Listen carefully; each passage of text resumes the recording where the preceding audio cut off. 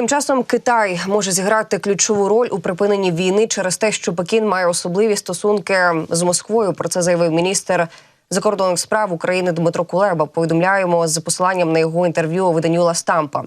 В очікуванні точної дати проведення мирного форуму в Швейцарії тривають двосторонні контакти, цитую, наприклад, з Китаєм, який може зіграти ключову роль у припиненні війни в силу своїх особливих відносин з Росією, сказав Кулеба. Участь Китаю у глобальному саміті миру. Що відомо? Нагадаю, що Китай розглядає можливість участі у мирній конференції, спрямованій на припинення війни в Україні, яка буде організована нейтральною Швейцарією у найближчі місяці. Україна вже організувала кілька зустрічей за формулою миру на рівні радників глав держав, у яких взяли участь десятки країн. І головною метою є залучити якнайбільшу кількість країн до підтримки такої ініціативи. У січні 2024 року Україна та Швейцарія розпочали підготовку до проведення глобального саміту миру, який пройде на рівні глав держав. І минулого року Пекін запустив так званий мирний план щодо України з 12 пунктів, але досі не зробив істотних кроків для вирішення конфлікту за винятком участі у мирних переговорах під керівництвом Заходу в Джиді минулого літа. Раніше у березні спеціальний посланник Китаю у справах Євразії Лі Хуей зустрівся з офіційними особами у 5 європейських столицях, включаючи Москву та Київ. Останніми роками Китай зміцнив свої торгові та військові зв'язки з Росією, оскільки Сполучені Штати та їхні союзники запровадили санкції проти обох країн, особливо Москви, за вторгнення в Україну. Дві країни оголосили про партнерство без кордонів у лютому 2022 року, коли Путін відвідав Пекін лише за кілька днів до повномасштабного вторгнення.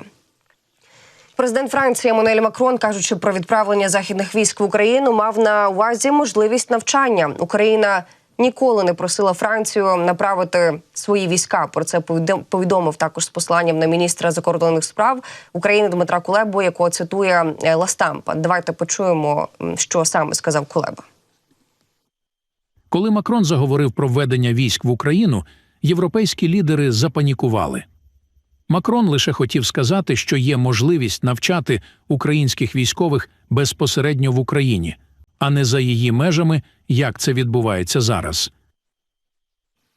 Кулеба наголосив, що Україна потребує зброї та боєприпасів, але ніколи не просила людей і бойового складу. Ми пишаємося нашими солдатами.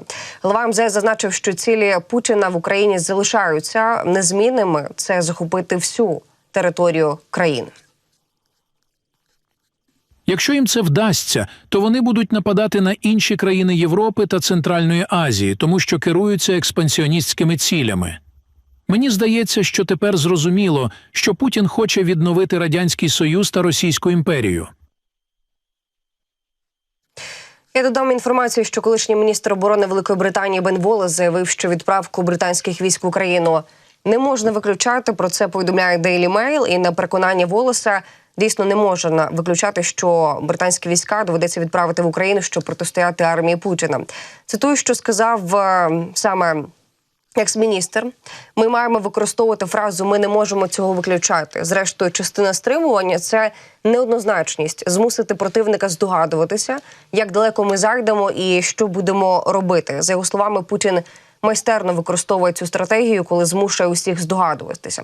Що сказав Волес, цитую, наступне. І я думаю, що найкраще пересвідчитися, що він усвідомлює, що ми вважаємо дуже серйозними його дії в Україні. І я думаю, що президент Путін, і ми щойно побачили це під час фіктивних виборів, найближче до Адольфа Гітлера в цьому поколінні.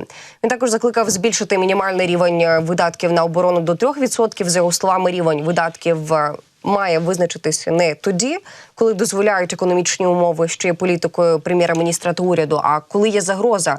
І це те, що визначає, скільки ми витрачаємо, цитуючи слова, а не економічні умови. Ось у чому полягає загроза і що нам потрібно зробити, щоб захистити себе, наголосив колишній міністр.